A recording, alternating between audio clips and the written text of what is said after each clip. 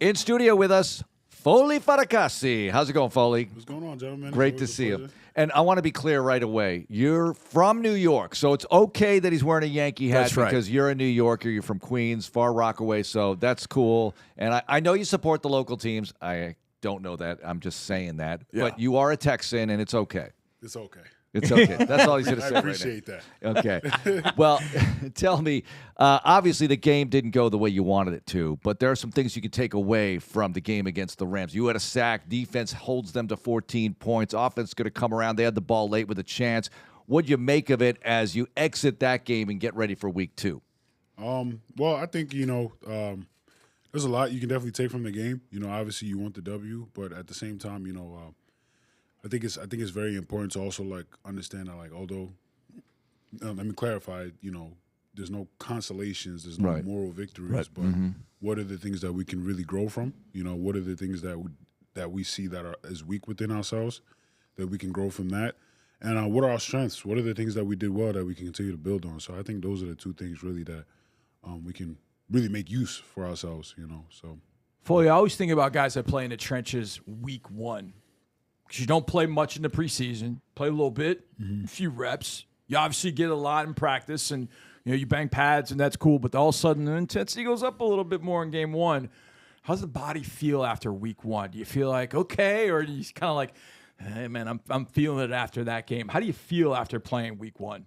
Man, I guess anybody would say that for the big guys in the trenches, that's a battle, that's combat, in the trenches. So you get beat up a little after the games, but then you go handle your recovery, you eat right, you get your massages and whatever have you, and you get right back on the horse, and get going again. I have a question because listeners have asked me this. You guys have a good rotation there at defensive tackle and keeping everybody fresh. How is that determined sometimes? You're in there for a few snaps, you're like, I got to get out, or do they pull you out or get in there? How does that communication go with the rotation? Rotation, to be honest, the guys are in sync, inside. It's like, all right, we know who the starters are, right?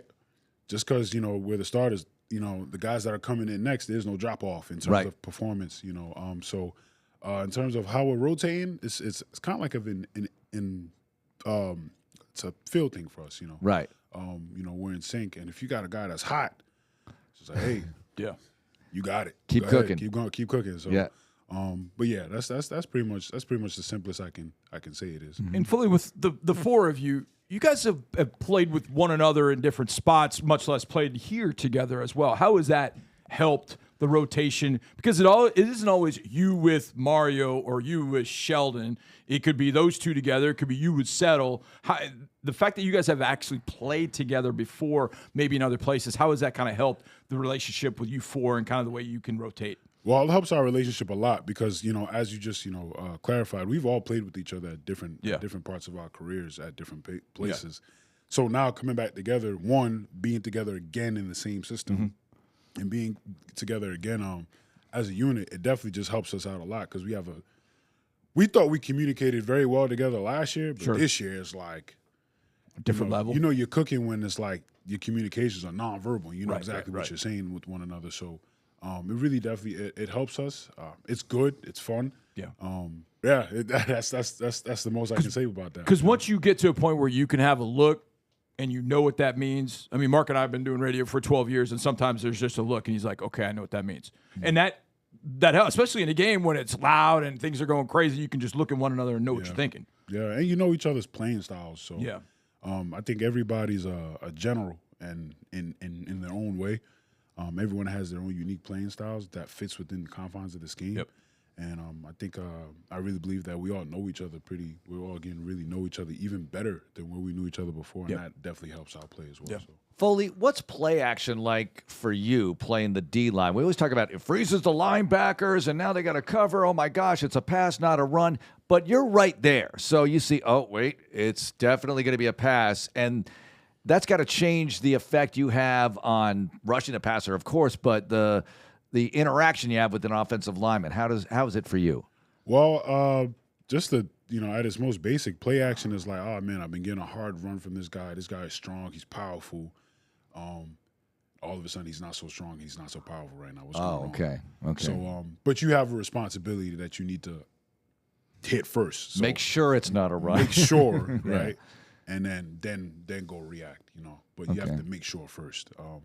But yeah, that's pretty much it. It's like you're going off, you're going, and you're pounding, and you're being aggressive, and then all of a sudden it's like, hold on, why is he not aggressive anymore?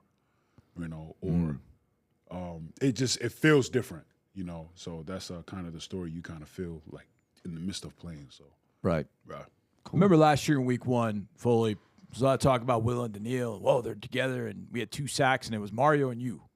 You guys had the 2 sacks. And then last week, obviously talk about Will and Daniil, and they're really, really good.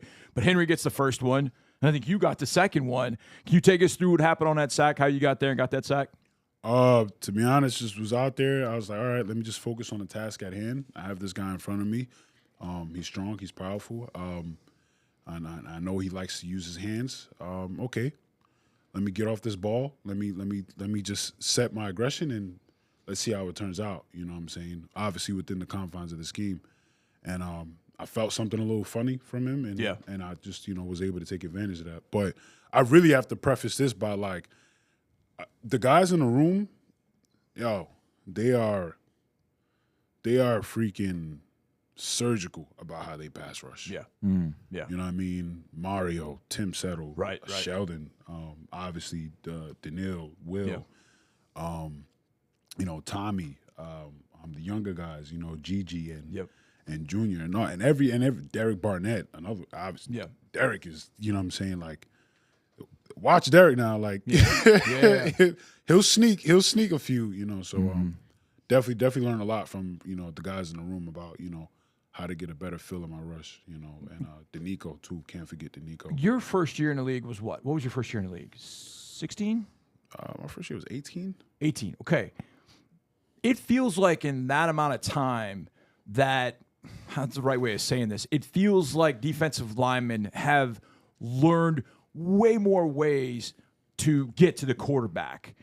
Some guys are throwing multiple moves. I mean, what Daniil does. And just in the offseason, it feels like I see more and more guys showing the study of what they're doing to get to the quarterback. Like, there's more that people are doing now. Like, you got to be able to rush a quarterback and get there no matter where you are in the defensive line. Like you said, you geared up, you went to get your guy, you saw him, and boom, away you go.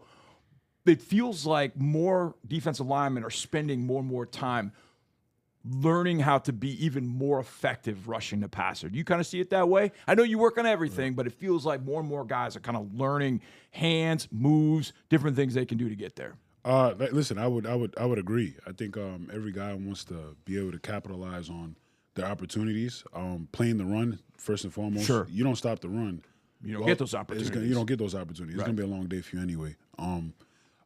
So yeah, I would agree that like guys are definitely just becoming more crafty. Yeah. Good word. And, excellent word. In how they're approaching their opportunities. Right.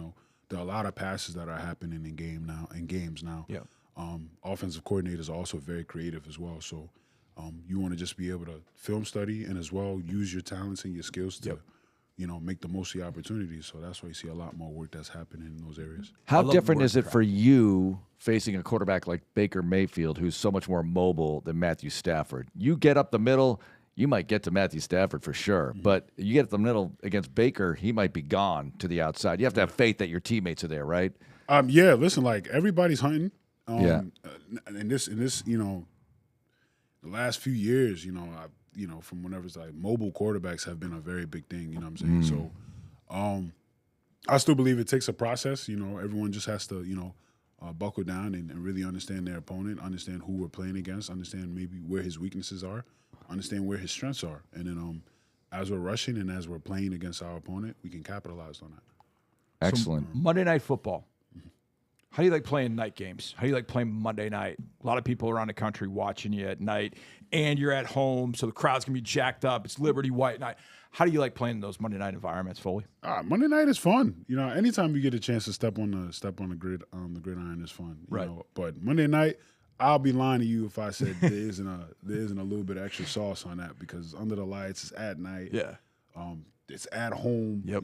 It's really fun. You know what I'm saying, especially with the the first home game of the Yeah. year. Right Yeah, now. Like, exactly. Liberty White Out. We're going to go all Liberty Do white. you hear more? yeah. Do you hear more from your friends and family after a game? Like when we're playing a night game, do you hear like get in the locker room? Your phone's like, man, I got like 75 messages because you've been playing on Monday night or a night game, prime time. Well, luckily for me, for me personally, I have a very consistent, group of supporters. So I'm going to hear from them regardless. Yeah. But it is fun, you know what Yeah. I'm saying? Yeah. Monday night, it's like the football dream, so to Yeah. speak, So. That's true. We can't let you go without asking you about your event in June back at Queens because we talked about it prior, so Yeah. you're promoting it. How did it go? Give us the big update. Man, it was great. We had it was amazing. Big shout out to my team. They were the ones that were the boots on the ground. They made everything happen. We had over about like 700, 800 people there. Wow. Wow. Tell everybody what it was about, though. Really, it's called Rock the Block Funday. Rock the Block Funday is really just all about community outreach, and community uplift, getting everybody from our community to come out and support one another. And the idea started around COVID between me and a group of friends, and it was really just to get everybody outside to promote just like community unity. So Away from their screens indoors. Come on out. Come on out. We had performers. We had dancers. We had people come out and speak. City council members. It was a great time. Excellent. I believe a lot of people enjoyed it. Some of our vendors sold out of food. Wow. So and drinks. So it was great. And this one was our biggest one yet. And we had some schools come out and support us as well, which was pretty good. So like it was a great time. It was Awesome. A great time. It was almost like a big reunion this year. Yeah. This past year. So Well, next year Keep we'll doing talk it. about next it some year. more. Keep sir. doing it. Oh, yeah. All right. Foley, thanks a lot for joining us. Good luck this week. I appreciate it, fellas.